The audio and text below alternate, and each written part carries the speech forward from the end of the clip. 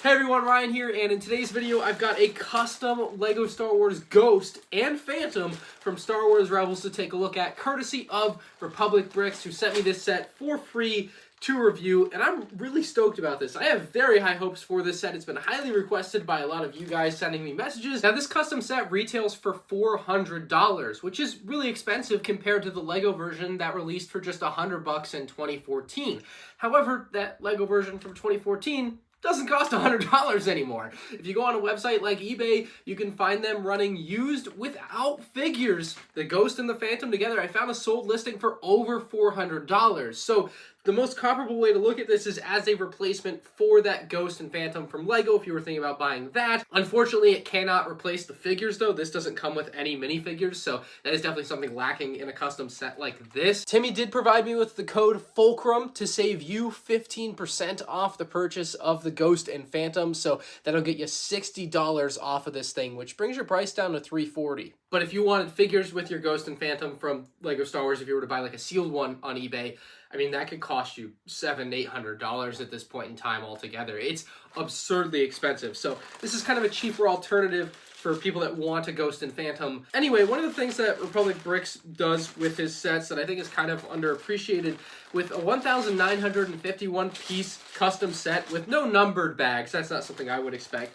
it is generally color organized. It makes the process substantially easier. So I'm not 100% sure how other custom set makers do it. Obviously, Republic Bricks sponsors the channel, and he's generally the only one I really take a look at because of that. But it is something I really appreciate about him and what we get here. Now, the instructions come tied to this little QR code included in your bag, which I can't show you up close because part of what people pay for when they buy a custom set is the instructions. So if you scan them on one of your mobile devices here, you can see it'll pop up on the top of your screen. It says QR code. But ultimately, it's a pretty close to LEGO building experience. I think the best way I can put it, and do try to put it in these videos about custom sets, is while you are building this, there's very likely going to be a point in time during your building process where you have to stop and think for about 30 seconds about what the instructions is trying to tell you what to do, because it's telling you in a way that isn't so clear or is at times just flat out wrong. But that will not dissuade me from embarking on a journey to build the custom Ghost and Phantom, because I expect this to be a really cool model. So let's do it.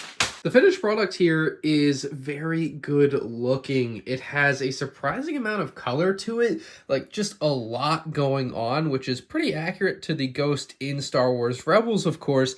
And like I said, there's no minifigs with this, so I find that to be disappointing, especially given how minifig focused this particular custom set is. I mean, so many seats in there. We'll get to the interior, very spacious. It just would have been nice to get something, you know, obviously maybe an extra $50, $100, but it would have been really nice to get some minifigs with this.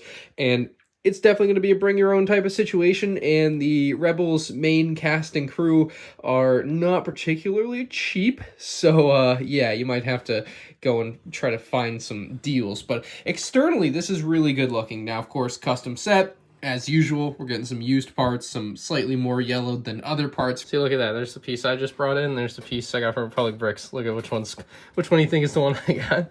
That one? Yeah, it's clean. All right, so we'll get this one out of the way. I didn't even make my bed today. Some more clean pieces here to replace some of these yellowed pieces, because that was yellowed. That's nasty. We're going to change that out. For the most part, the condition of things here was fine. There were a few overly yellowed parts that I did replace myself, just so I had a better looking model for myself. So just keep that in mind. But we got some very nice greebling here along the sides. That's going to be the same on all four sides of the Ghost here. Looks very good. We've got these kind of tan, very like Millennium Falcon-esque design cues here in the middle here with this like tan circle bit. And then you'll see the same like 4-tile design on the bottom here of the Ghost. And it just, I don't know, just that whole top and everything looks really good. These panels are pretty strong. These panels aren't necessarily made to like have an interior or anything here, but you can open them and use them as you please. Let me see if I can get this one open. There we go. And like, yeah, you can see there's some interior space there. You can see I can push down on it. So if you wanted to place like figures down here, you could, but I don't really necessarily think that was the goal of this space or like the design. Like, it just is the way it is. Like, these don't have little handles or anything to pull out, so they're not the easiest to pull out, but it's extra space there if you wanted to like hide your money or something. Hey, does anyone else ever hide money in their Lego sets? I know I used to when I was a kid. It's just, I don't know, that's like what I could use that for, you know what I mean? Looking to the back of the Ghost where the thrust is, we'll find some very large engines leading up to that, look really good, and you'll find translucent blue pieces used for the thrust, which is a surprisingly disappointing thing about this model. For as accurate as it is, I feel like this is a small oversight in both the original 2014 Lego set and all of the concept art and footage that I could quickly find on Google for Star Wars Rebels. These were actually orange, so just a small thing, but something that I feel like is wrong on the set, although maybe there's reference where it is blue that I'm just not seeing. Below all that is some more greebling. These pieces don't like move or come off or anything, so you don't have to worry about that. And then one of the most interesting parts of the design to me is this like rod piece here that runs from the middle of the ship. It kind of clips in there and hinges onto the back here. It's just a really interesting part of the design that I like. This is what the bottom of the Ghost looks like. Honestly, really a good look, and you can see those parts that we were pushing in on. I think they're more so there just so that there's a bottom to the ship, not necessarily so that you have interior space there.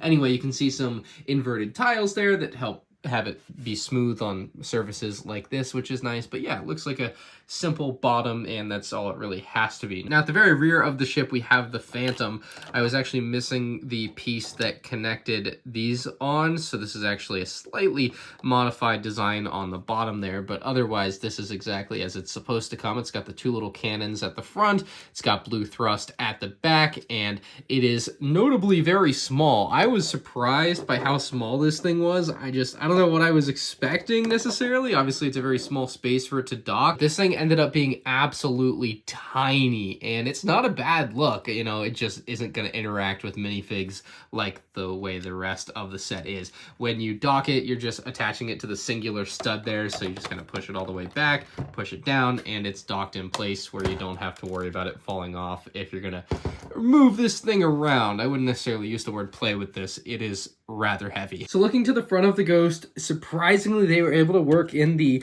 loading ramp, and it doesn't actually really lead to anywhere, but there's a couple canisters or barrels in there, which is really cool. Like, obviously, if they went bigger, maybe they could have worked in a full-size thing there, but I think that's awesome to at least have there. Directly above that, we've got the bubble and the turret here. This can move up and down, and then you can actually open this up to access the seat if you would like, which is really cool. Speaking of seats, there are a couple more up here. Let me see, maybe I can't really...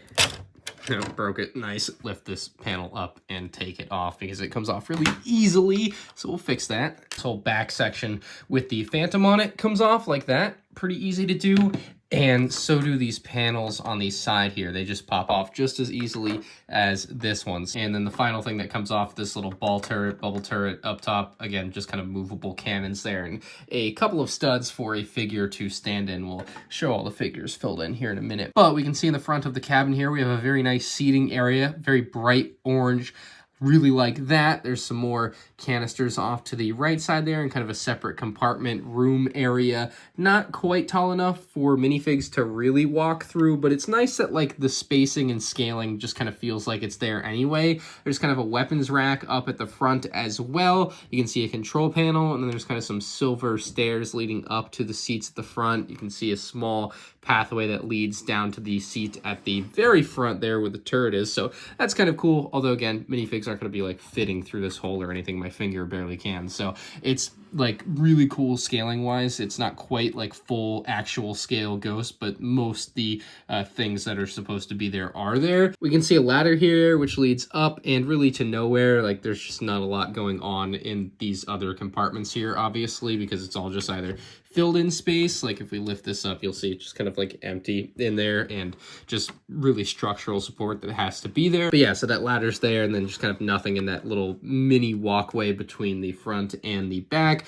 where there's actually a large kind of empty section to start out the back section. But then we get to the two rooms here, which have the really cool like Star Wars hallway entranceway like padding type things with those tan plates. Looks really good. We got a red and a yellow light. Two orange beds look very nice with the pillows at the top, and then I believe holocrons on either side on the bedstands, nightstands, whatever. Like I think that's what those are supposed to be. And these, I guess this can come off just to make extra space for if you want to lay a figure in there, but it's not really like made to come off like a lot of these other sections. But yeah, the interior of this is surprisingly well fleshed out. Let's grab some figs though to see what it looks like with the actual figures inside. I wanted to show you what the figure in the top like ball turret section looked like while he's in there with the ball turret section on, but when putting the figure on, I realized that this piece is like, I mean, it's like strong. It's not gonna like just fall over on its own, but if you push it, it's kind of funny. You can push from one side to another, but with that, like, so you can have him on there. Yeah, see, everything's down just fine. Definitely not gonna be sticking any minifigs in there with any type of head garment or even a hairpiece, like no accessories at all, just bare bones figures at the max. But at least you can get a figure in there, I guess. And as for the front of the ship, a couple clone pilots to pilot the thing, and then a regular clone trooper manning the gun at the front. They all fit in pretty nice. This one at the back here certainly would not fit with any type of hair or head accessory, so that's just another small thing. I guess I didn't put any figures on the couch. There, you can sit figures on the couch. It works. It's nice. And then in the back, you can, of course, lay them in the bed, stand them next to it, and have figures just milling about the hallway. So very figure-friendly custom set here, even though it doesn't come with any. This is a really cool custom set, and especially with Ahsoka coming up and the Ghost probably making a return in that, I would expect the price of the Lego set, you know, unless they make another one, which is possible, to continue to rise. So the option, I think, for most consumers at this point is spend a crap ton of money on the old Lego version, wait for or a potential new Lego version. I guess it's definitely not a foregone conclusion that they'll ever make another one. Or buy this custom one for about $350 using Cold Fulcrum. That'll get you 15% off to bring it down to around that price. So there's definitely some options out there, and I don't think this is a bad one. It is a really good looking, I think it's bigger than the Lego version type of set. It definitely has a presence. It's got some really nice colors to it. It just really is lacking figures, which maybe some people will really want and desire, and therefore go after one of the Lego models, and I don't blame you for that. Let me know what you guys think down in the comments section below. Again, link below as well for republicbricks.com. Hit the like button if you enjoyed, and you can check out more Lego Star Wars videos on the end screen now.